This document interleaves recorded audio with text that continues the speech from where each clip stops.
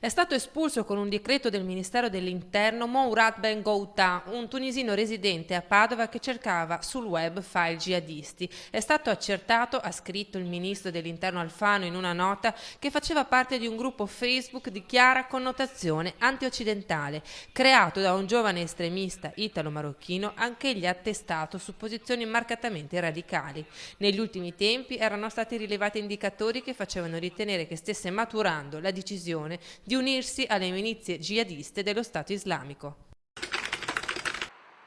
Una truffa messa in piedi ad arte da due cugini romeni si è trasformata in una rapina sfociata con arresto e denuncia.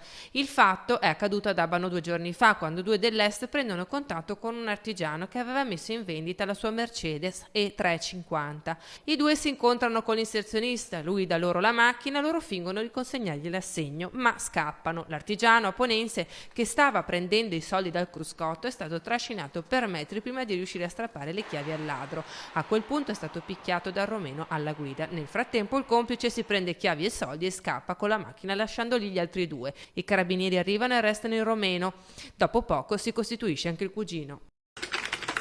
La scorsa notte i vigili del fuoco sono intervenuti a Maserà per l'incendio di un garage. Il violento rogo, divampato all'interno del box dell'abitazione per cause ancora in corso di accertamento da parte dei vigili del fuoco, ha distrutto gran parte del materiale messo del deposito. Difficile l'operazione di spegnimento per la presenza di due bombe GPL. I pompieri sono riusciti a contenere le fiamme che si stavano estendendo all'abitazione. Le operazioni di messa in sicurezza dell'abitazione sono terminate all'1.